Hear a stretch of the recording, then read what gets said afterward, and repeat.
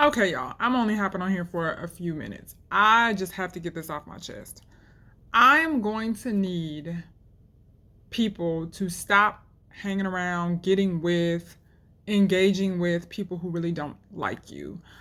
In particular, women. Stop getting with men who don't really like you. There is a difference between I need you for something and I cannot do life without you. I think part of the problem is we don't actually know the difference. So if you're somebody, and this is no shade, because I'm sure somewhere in my life I've been guilty of doing something like this, or I've actually done this. But if you're someone, let's say you've been with somebody for 8 years and you've been their girlfriend for 8 years, and now all of a sudden, this person, you break up. All of a sudden, this person wants to come back years later. And you're so happy because you feel like it's a flex that they wanted to spin the block with you. And I personally don't think that it is. Because if somebody can go without you for 8 years, basically they left you hanging, right? If they can go without you for 8 years and now all of a sudden they want you back, why? Right? And I don't think we often ask that question enough. It's just, oh, I'm so excited that he or she, because it could go both ways, right? If you're a man, you could experience this as well. He or she wants you back. But for 8 years, they had a whole nother life. So now they want you back, and this is just how I think. So rent is high. So you want someone to either help you with your finances, because if you have two checks, that's better than one. You want someone who's going to possibly clean for you, help around the house, and someone to have sex with you whenever you want it. And I'm looking at it and talking about it more from a woman's perspective, because that's usually what it is, right? Like this man, if for 8 years you have been a girlfriend and you all broke up, especially if you take him back or whatever, but you're still in that girlfriend position, um, no, like absolutely not. And I would just reiterate again, really, it doesn't even, it's not even about, oh, well, I took him back and he proposed. The real question is, if he left you hanging for that long, why all of a sudden now would he want you back? Right? And I get it. Like people say, well, oh, you can change, blah, blah, blah. But again, I still don't feel like it's one of those things where he could do life or he couldn't do life without you, right? Because he clearly did it. And it's more likely, in my opinion, that he needs something. This may not be everyone's situation, but for a lot of y'all, it is. Like, this man needs something. And he knows that you're the only one that's going to be willing to do it. Because probably the other girls and the new booty he left you for the first time, or y'all broke up in behind the first time, those girls, yes, they'll sleep with him, but they're not going to treat him the way that you do. So if he, forgive the language, but if he acts like a whore, they're going to treat him like one. To whereas if he acts like a whore with you, you'll still treat him like a king, even though he's undeserving. Does that make sense? So I just feel like it's ridiculous. I think the intention behind something is very important. So whether or not this person wants to spin the block with you is not a flex, you know? Because I just believe if the man really couldn't do life without you, he wouldn't have done it, right? And some people say, well, we met when we're super young. But let me tell you this. If you met this man at 15 and it take him 20 years to want to actually marry you, that's 20 years, baby. You are 35. And people say, well, 35 is young. Okay, cool. But you've known him since you were 15. This wasn't a man you met 2 years ago. You have been with the same man since you were 15. You are now 35.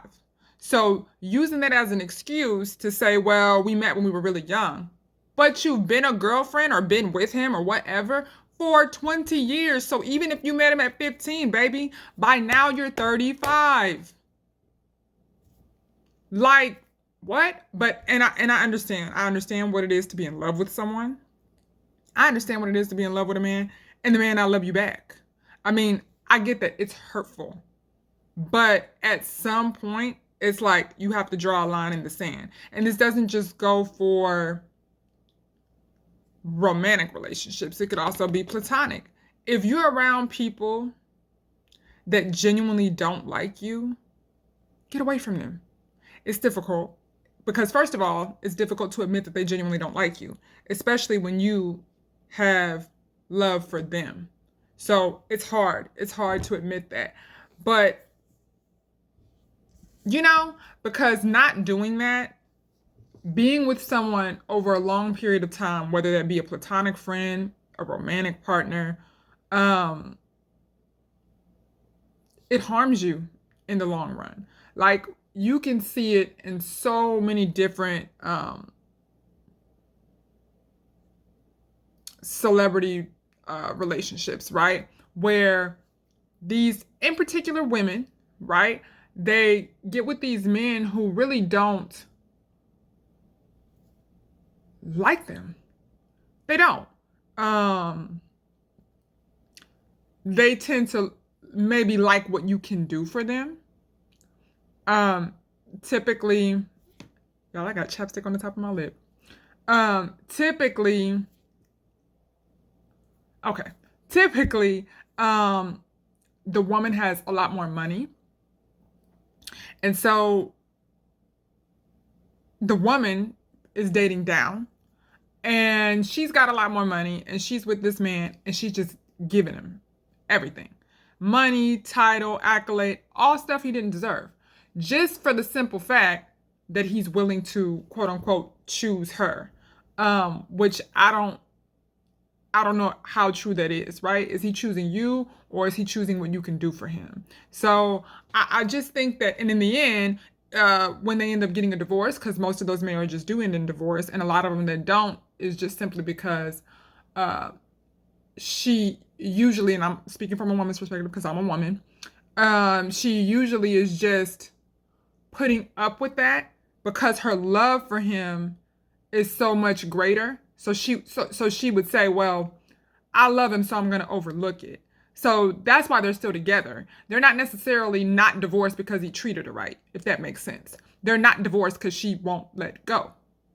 So, and it's hard to let go.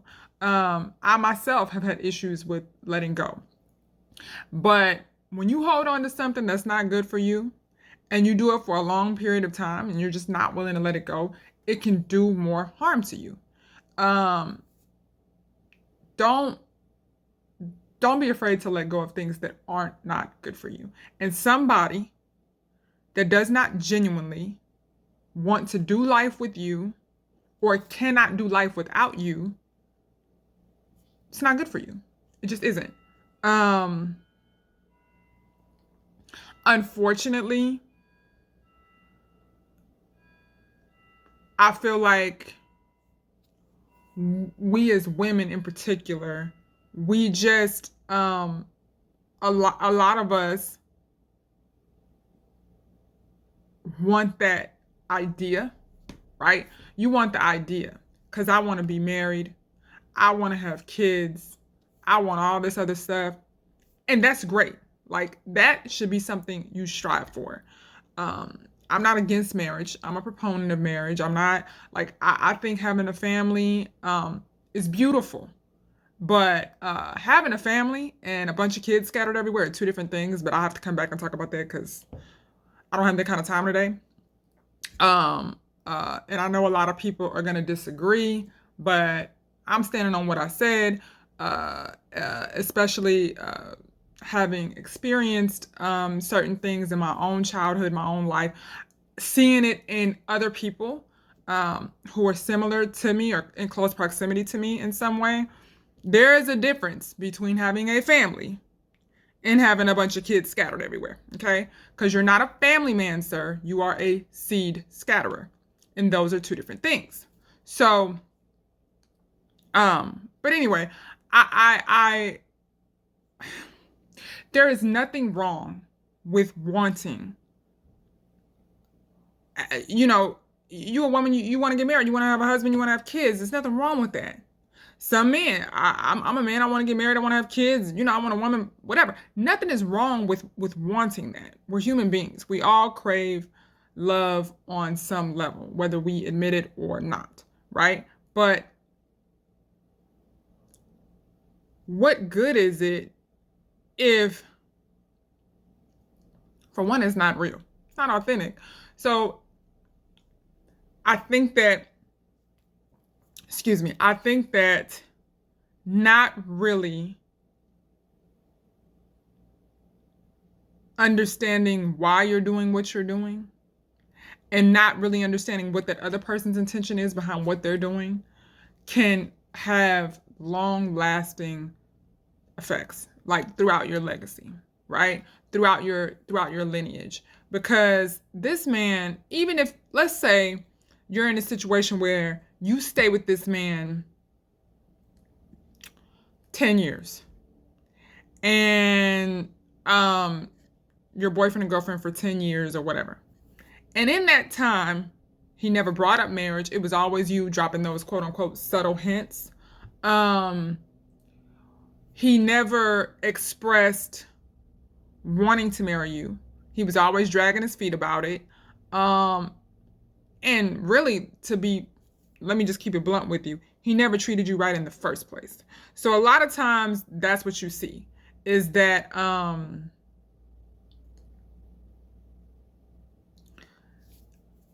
in relationships like the ones that I'm talking about, you'll see where the guy, and again, this is just from my perspective because I'm a woman, but you'll see where the guy just is not really nice to the woman. Like, he's not nice to her in general, just in their everyday interactions as a couple, right? So when you have that kind of environment in your relationship, even if this man finally married you, not because he couldn't do life without you. Okay? Basically, this man married you because, baby, you just were the only one left. You just stuck around. So you were basically default, not his actual choice. You were just there. So after he did everything in the world to you, which wasn't correct, 9 times out of 10, after he put you through everything in the world, you're the only one that just stayed there. None of the other ones that he left you for, probably, or that you guys broke up in behind so he could cheat on you to go get new booty, because I don't care what this man told you. 9 times out of 10, when you have a situation of you've been with a man all this time and he keep dragging his feet about marrying you, baby, you're a placeholder. Okay? And I hate to say that, and it sounds bad, but I think, and it's not to necessarily embarrass or call you out, but I think even if we just talk to ourselves with adequate language and call it what it is, it won't be so hard for you to let go. It's painful, but I always look at it like this. Yeah, if I love you and we break up, it's painful for me, but I'd rather go lick my wounds in private and truly heal, especially if I know that you're not good for me, you don't really want me, and etc. It's better for me to go lick my wounds in private and heal and save myself from spending another 30 years with you. God knows, bringing children in here, making their lives miserable, because you will, right? It's just better. It's damage control, right? But I feel like when you find yourself in a situation where it's like that, baby, he ain't never liked you. He never treated you right. He was always dragging his feet about marrying you. So let's say, okay, in a situation like that, he finally does marry you. What is the marriage going to be like? Let's be for real. What is the marriage going to be like? I mean, Do you think that if he had been treating you like that all this time, do you think that now when he gets married to you, it's going to be different? Probably not. Probably not. Now, God and Jesus Christ can do whatever he wants and he can change whoever he wants. So I'm not here to dispute that. But what I am saying is a person just automatically deciding they're going to do you right after they've done you wrong for so many years, and some of which, I'm not pointing the finger as far as blame, but some of which you were complicit in, because when you see this behavior, instead of you letting it go, you want to hold on, so you sweep it under the rug, so that makes you complicit. Um, in a sense, right? So if this man is doing all that and you finally get married, the likelihood that he's just gonna magically wake up one day and change and decide to do you right all of a sudden is slim to none. And most of the time when that happens, there's something else that happened. Like he's doing you right now. It's like these men, and it just, I'm not bashing men, but I just really had to get this off my chest because this is a lot of what I'm seeing, just, and it's just crazy to me, right? Um these men talking about, well, I'm ready to settle down now.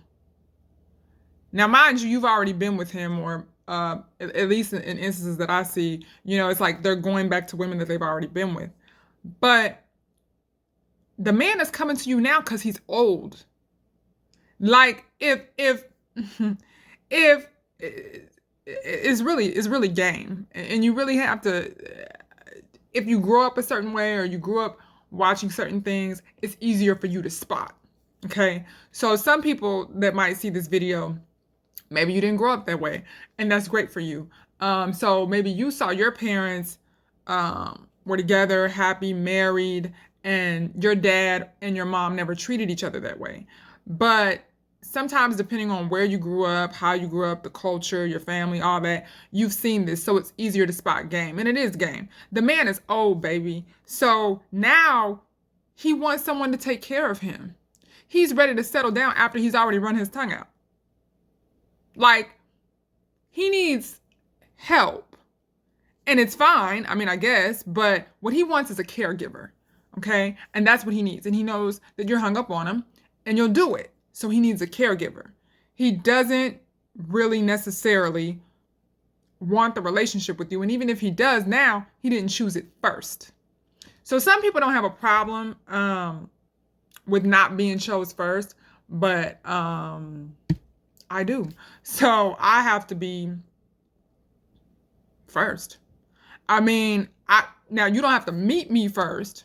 That's not what I'm saying. Okay, there's a difference. So um, um, you don't have to meet me first, but yeah, I can't do second. Not in a romantic capacity, right? I'm not. I just, that's not me. Um, I uh, you know, I'm a Leo. I don't know if that has anything to do with it. But I have to be, just the Leo in me just won't let me do it. Like I, yeah, I'm territorial if I really love you, right? If I don't, then it's irrelevant, and you'll probably never see that side of me. But if I really love you, I'm old enough and grown enough now to admit to say, like, I'm super territorial about the things I truly love. So I can't, like, even if I love you and the relationship is great, eventually, I don't care how many years it's going to be down the line, eventually, if I feel like I'm not first, we're going to part ways, right? Like Boys to Men said, we are going to come to the end of the road, because I just know how I am as a person, right? Um, so if you're choosing another woman over me, that's not going to work. And even if, it's like, oh yeah, okay, fine, we break up, cool. But um Yeah, no. We could never, that's never gonna sit right. Cause in my mind, how I'm set up, yeah, you chose that girl over me. So yeah, that's who you need to, that's who you need to rock with. And I you know what I mean? I feel like if and everyone is different, different love languages, different personalities, but I feel like um yeah, if I love you, there's no way I'm gonna make another man feel like he's better than you in any way. So we're talking romantically. In any way, I would never do things if you're the man that I love romantically. I would never do things to make you feel like another man is better than you. And there are just certain ways that you go about showing your preference to whoever it is you're with or you want to be with or whatever. And I just feel like, yeah, you always going to be top shelf, right? And I'm always going to show you that. Not every day is going to be, you know, sunny and rainbows, but for me to make you feel like some other man could take your spot, just I don't see how people do that, right? Um if we've already agreed, that we're a couple, we're exclusive, we're in love. However, do I think as far as just, if we're dating and I'm not going to sell myself short. If I'm dating you and first of all, at this point in my life, if I'm dating you and I see you don't have what it is that I want, I'm not going to continue to date you, right? But if I am dating you and we're not exclusive, I'm not going to sell myself short and say, well, I can't date someone else, right? Unless you and I have that conversation and we both agree to that. But if we are exclusive and we're together, and you're my man, I'm your woman, and we're working towards marriage, and why would I make you feel like another man could ever take your spot? It's just, some people are different about how they go about um how do I want to put it? They're different about how they go about expressing love, but to me, I feel like part of it is letting you know that you're really that. You know what I mean? So I feel like if the man is not giving me that in return, then we got a problem. And that's just how I see it. That may not be I'm sure there's some psychologists out there that might say that it's not as healthy. Maybe it isn't. Um, it's just how I am, right? And of course we grow and we evolve as we continue to learn. And I think everybody should.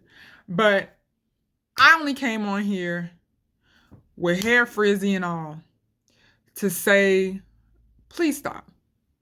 Stop getting with men who really don't like you. Stop getting with people who don't like you. Stop getting with friends who really don't like you. Because that can be just as damaging as well.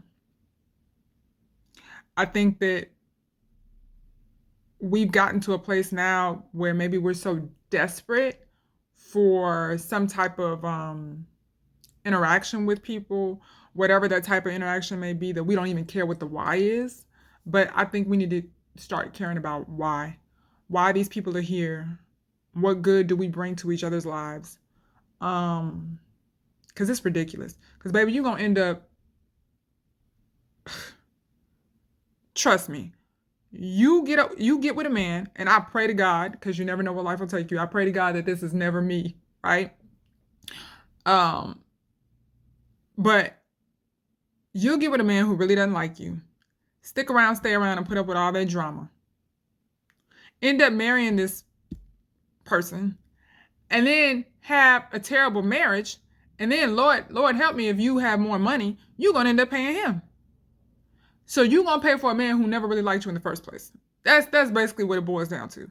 And it is just ridiculous. Stop feeling like you need to do everything in the world for these men. Now, you do have to be at a place where you're prepared to lose him. So it's like, okay, if I'm dating you and you do something I don't like, and I explain that to you, and it's a deal breaker for me, and you do it again, I'm gonna have to be prepared to lose you, even if I really like you. But my standard is more important. Does that make sense? You know, in relationship, compromise is important. I get it. It's a part of it. But when I start compromising my beliefs, yeah, that's when I know it's time for me to go. So I think self-esteem and self-worth and all that plays a part into it. And I will come back on here and elaborate a little bit more on that. And also this idea of desperation and how desperation can kind of get you in a lot of trouble, because I'm seeing that with a lot of women. It's just this desperation. And it doesn't have to just be with relationships. It could be with money or anything like that. But I am getting ready to get off of here. Okay. I only wanted to come on here quickly to say what I had to say because it was just irking me. And I feel like, yeah, we need to get it together. Okay. You guys have a blessed day. Bye.